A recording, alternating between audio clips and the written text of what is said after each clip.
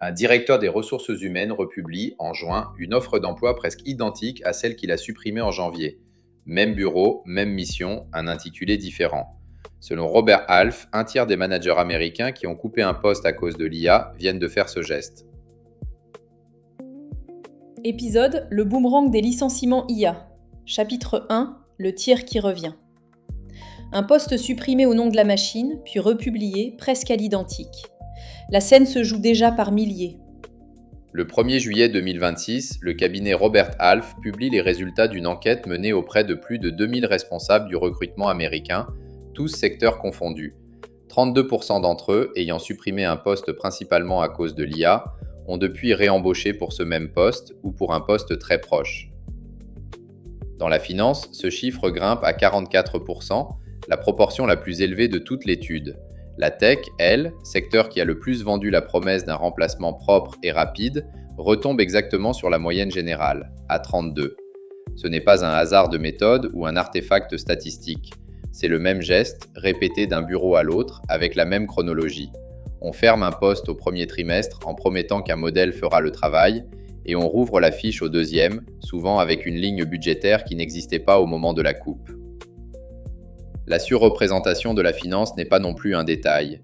Beaucoup des tâches visées, du contrôle de conformité au rapprochement comptable, ressemblent sur le papier à de la reconnaissance de motifs, exactement ce qu'un modèle sait faire. Mais chacune porte, en réalité, une obligation de signature humaine devant un régulateur, une responsabilité qu'on ne peut pas déléguer à un algorithme, aussi précis soit-il. C'est ce détail-là, invisible au moment de couper, qui ressort au moment de rouvrir le poste. Imaginez l'analyste conformité d'une banque régionale, en poste depuis 8 ans, dont la moitié du travail consiste à repérer des schémas suspects dans des relevés bancaires. Vu de loin, du bureau d'un consultant qui vend un projet d'automatisation, ce travail ressemble à un algorithme de classification qu'on pourrait remplacer en un trimestre. Vu de près, il inclut la capacité à documenter un dossier de façon à ce qu'il tienne devant un régulateur fédéral, une compétence qu'aucun modèle ne peut encore endosser à sa place, parce que la responsabilité juridique, elle, ne se délègue pas à un système. C'est ce poste-là, précisément ce genre de poste, que la finance a le plus souvent supprimé puis rouvert. Ce n'est pas non plus une anecdote isolée qu'on pourrait mettre sur le dos d'un DRH maladroit.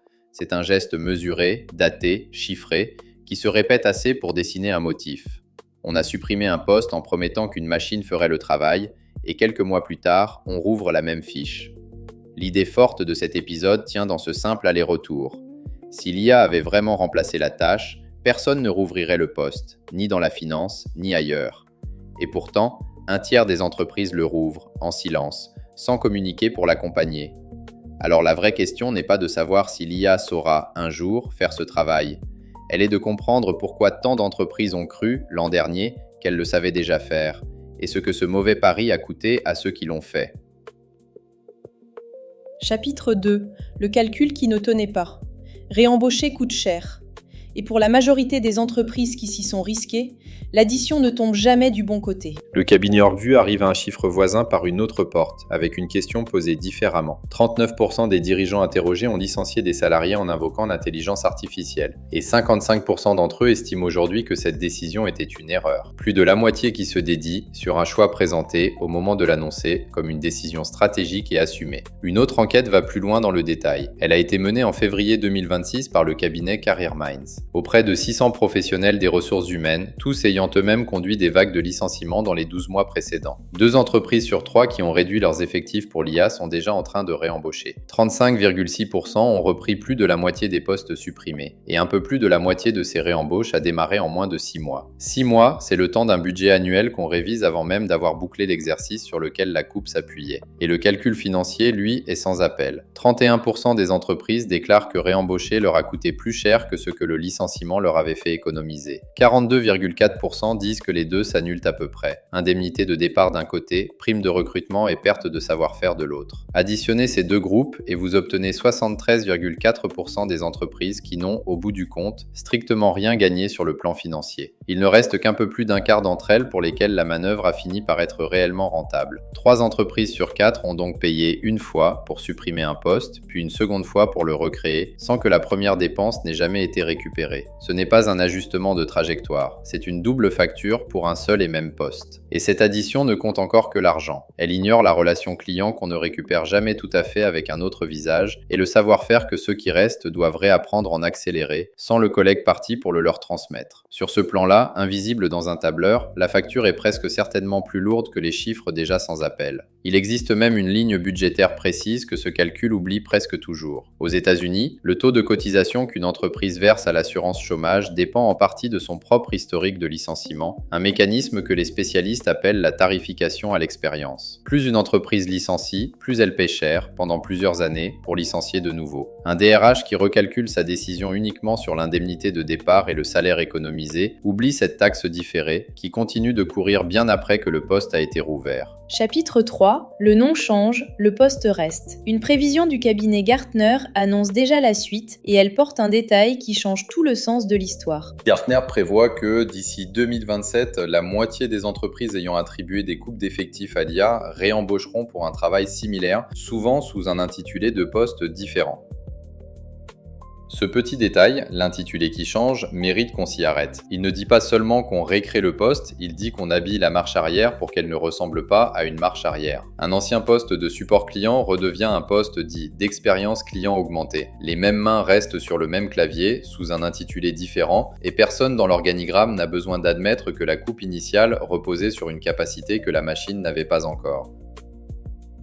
L'histoire économique connaît déjà cette manœuvre, sous une forme différente mais avec la même logique. Dans les années 1980, l'arrivée du traitement de texte et des premiers outils bureautiques a servi de prétexte, dans de nombreuses grandes entreprises, à réduire des pools entiers de dactylographes et de secrétaires. Une partie de ces postes est réapparue quelques années plus tard, presque à l'identique dans le contenu du travail, sous l'intitulé d'assistante de direction ou d'assistante administrative, des fonctions mieux valorisées sur le papier mais construites sur les mêmes tâches. Le logiciel avait bien changé une part réelle du travail. Il n'avait pas supprimé la fonction qu'on avait un temps annoncée morte.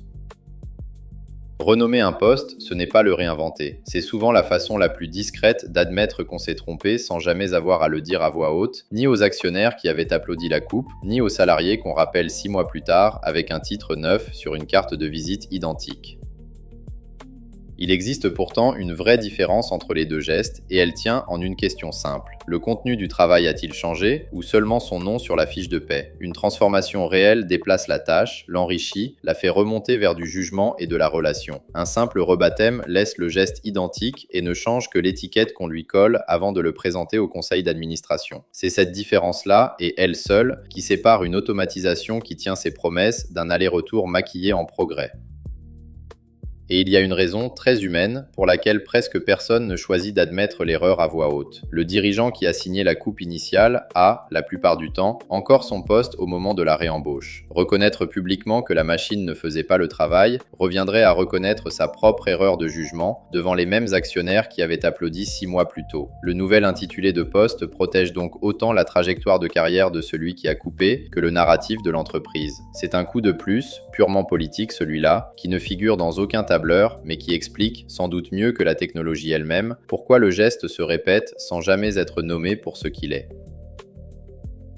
Chapitre 4. Pourquoi si vite ? Il fallait un narratif à raconter au marché, et l'IA offrait le plus simple qui soit, couper, puis dire que la machine avait pris le relais. Reste la question qui compte vraiment. Pourquoi tant d'entreprises ont-elles licencié aussi vite avant même de savoir si la machine pouvait réellement tenir le poste ? Une partie de la réponse ne se lit pas dans un rapport de ressources humaines, mais en bourse. Un chiffre précis éclaire la mécanique. Une analyse de marché publiée par A-Invest, portant sur 28 entreprises technologiques ayant annoncé des licenciements liés à l'IA cette année, montre que 17 d'entre elles, soit un peu plus de 60%, ont vu leur action monter le jour même de l'annonce. Cisco a gagné 13% après avoir annoncé 4000 suppressions de postes. Coinbase a grimpé de 4% en avant-bourse le jour de la sienne. Voilà l'incitation qui explique la vitesse mieux qu'aucune promesse technologique. Un marché qui récompense, au moins pendant un temps, la destruction d'effectifs habillés en gains de productivité sans jamais exiger la preuve que la machine fait réellement le travail qu'on lui attribue.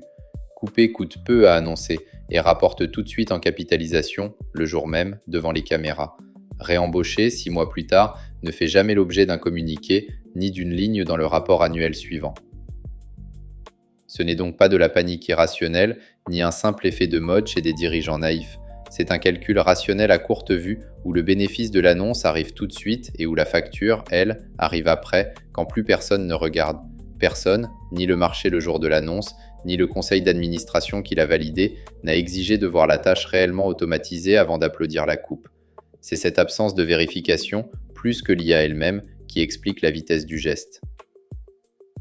Le verdict du marché, cela dit, commence à se retourner. Des analyses plus récentes, dont celle de Goldman Sachs, notent que les investisseurs lisent désormais certaines de ces annonces comme un signal négatif plutôt que comme une preuve d'efficacité, avec une baisse moyenne de 2% le jour de l'annonce pour les entreprises concernées. Le narratif qui est rapporté tout de suite commence, à peine un an plus tard, à coûter cher à ceux qui le racontent trop vite. La pression, d'ailleurs, ne vient pas seulement du marché le jour de l'annonce. Elle vient aussi, chaque trimestre, d'un analyste qui pose la même question en conférence de résultats. Combien de postes votre plan d'intelligence artificielle a-t-il permis de supprimer ce trimestre ? Un chiffre rassure l'auditoire pendant l'heure de l'appel. Une nuance sur la fiabilité réelle du modèle, elle, n'intéresse personne dans la salle et ne fait grimper aucun titre. Un dirigeant qui veut satisfaire cette question trimestrielle a toutes les raisons d'annoncer une coupe avant d'avoir vérifié qu'elle tiendrait et aucune raison d'attendre le prochain trimestre pour le faire. Chapitre 5. La grille du dirigeant lucide. De quoi distinguer, avant de signer la prochaine coupe, une vraie transformation d'un aller-retour qui coûtera plus cher que prévu. Le même jour où ces chiffres circulaient, le rapport mensuel de l'emploi américain était publié, c'était le 3 juillet. Il montrait 57 000 emplois créés en juin, très en dessous des 185 000 attendus par les économistes. Un écart de 128 000 postes, avec 142 000 suppressions cumulées dans la tech depuis le début de l'année, une partie directement attribuée à la bascule des budgets vers l'infrastructure d'IA. Le marché du travail américain encaisse déjà, chiffre après chiffre, le prix de Paris qui un an plus tôt semblait sans risque à annoncer. Et ce prix n'est pas seulement statistique pour la personne licenciée en janvier puis sollicitée en juin pour reprendre, à peu de choses près, le poste qu'elle occupait déjà. Entre les deux dates, elle a dû retrouver un emploi ailleurs, parfois moins bien payé, ou rester 6 mois sans revenu stable à chercher un poste que son ancienne entreprise recréera finalement elle-même. Le boomerang, pour l'entreprise, se traduit en pourcentage et en ligne de bilan. Pour le salarié qui l'a vécu, ce sont des mois de vie qu'aucune réembauche ne rend jamais tout à fait. Quand un dirigeant regarde la prochaine coupe d'effectifs sur son bureau, la grille tient en 3 questions simples, posées dans cet ordre. La tâche visée a-t-elle été mesurée au niveau du geste précis, minute par minute, ou seulement estimée au niveau du poste dans son ensemble, à la louche ? Le budget présenté au conseil inclut-il le coût d'une réembauche éventuelle dans les 6 mois, ou seulement l'économie brute affichée le premier jour ?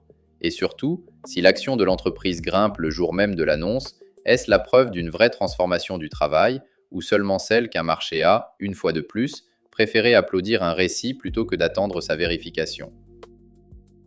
Gartner annonce déjà la moitié des coupes actuelles réembauchées d'ici 2027, souvent sous un intitulé neuf pour habiller le même retour en arrière. La meilleure façon de ne pas y figurer n'est pas d'aller plus vite que ses concurrents sur l'IA, ni de retarder toute automatisation par prudence excessive. C'est de vérifier, avant de signer la coupe, que la machine fait vraiment, aujourd'hui, ce qu'on s'apprête à lui confier à la place d'un salarié qu'on ne pourra peut-être pas se permettre de rappeler à moitié prix. Le directeur des ressources humaines du début de cet épisode n'a rien fait d'exceptionnel. Il a simplement suivi, un trimestre en avance sur les chiffres, la courbe que Robert Half, OrgVue et Career Minds viennent de documenter à sa place. La question, pour celui qui l'écoute depuis son propre bureau, n'est plus de savoir s'il fera le même geste. Elle est de savoir s'il acceptera de le vérifier avant, ou s'il préfère, comme un tiers de ses homologues, le découvrir après. Vous écoutiez le boomerang des licenciements IA. Merci d'avoir écouté jusqu'au bout. Si cet épisode vous a parlé, partagez-le.